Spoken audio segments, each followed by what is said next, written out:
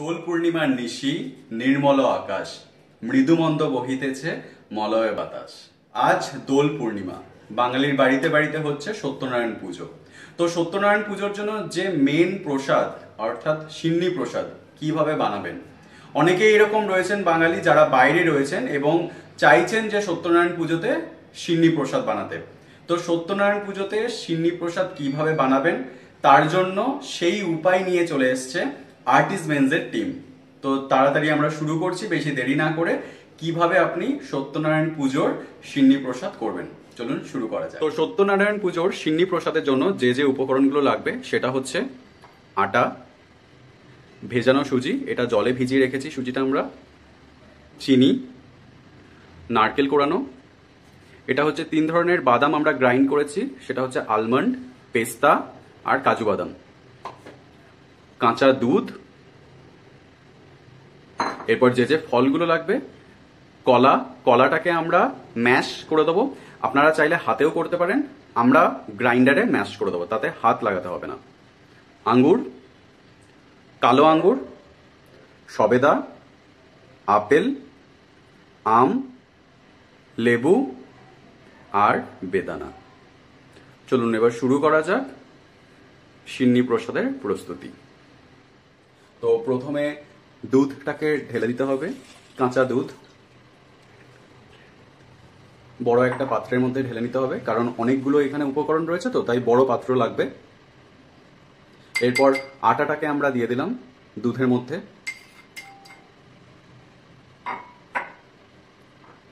এরপর ভেজানো সুজিটাকে আমরা দিয়ে দিচ্ছি দুধের মধ্যে। সুজিটা ভেজানোর ফলে ফুলে উঠেছে। চিনি দিয়ে দিলাম, আপনারা যেরকম মিষ্টি খেতে চান সেই অনুযায়ী আপনারা চিনি ইউজ করতে পারেন। চিনি যদি ইউজ করতে না চান তাহলে চিনির পাশাপাশি বা চিনির বাদ দিয়ে গুড়ও ইউজ করতে পারেন। এরপর দিয়ে দিলাম কোড়ানো নারকেলটা। এরপর এক এক করে আমরা ফলগুলো দিয়ে দিচ্ছি। কালো আঙ্গুর দিয়ে দিলাম,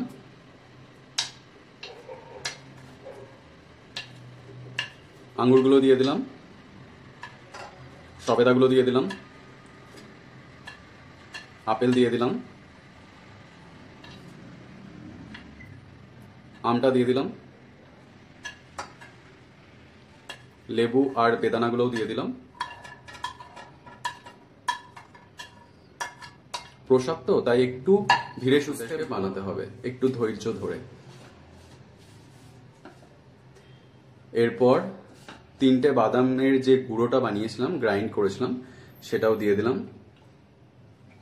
অনেকে বাদাম আছে একদম কেটে কেটে দেয়, একদম ছোট ছোট ছোট ছোট করে, চপড করে আর কি, তো সেইভাবেও চাইলে আপনারা দিতে পারেন। আমরা কলাটাকে গ্রাইন্ডারে নিয়ে নিলাম, কারণ আমরা বলেছিলাম যে কলাটাকে গ্রাইন্ডারে গ্রাইন্ড করে দেব, হাত লাগাবো না এর মধ্যে। এছাড়াও যেটা হচ্ছে বাদাম, যে 3 ধরনের বাদাম আমরা এখানে গ্রাইন্ড করে দিয়েছি, আপনারা এর পাশাপাশি যেগুলো দিতে পারেন সেটা হচ্ছে যেটা আমরা নর্মাল বাদাম যেগুলো খাই অর্থাৎ মুংফলি, তো সেইটা এবং মুগ ডাল আর হচ্ছে ছোলা ভিজিয়ে সেটাও আপনারা এখানে ইউজ করতে পারেন। এর পাশাপাশি যেটা হচ্ছে অল্প একদম 1 চিমটে কর্পূর, সেটাও আপনারা এখানে দিতে পারেন। যদি আপনাদের ইচ্ছে হয় কর্পূর দেওয়ার তাহলে এখানে ইউজ করতে পারেন কর্পূর। এই দেখুন কলাটা গ্রাইন্ড করা হয়ে গেছে, তো আমরা দিয়ে দিলাম কলাটা সিন্নির মধ্যে। সব দেওয়া হয়ে গেছে আমাদের। এরপর ভালোভাবে এটাকে পুরো মিক্স করে নিতে হবে সবকিছুর সঙ্গে। প্রসাদ হিসাবে বলে রাখি, এই সিন্নি প্রসাদ খেতেও খুব ভালো লাগে এবং দোল পূর্ণিমা মানে তো মাস্ট বাঙালির ঘরে সিন্নি প্রসাদ।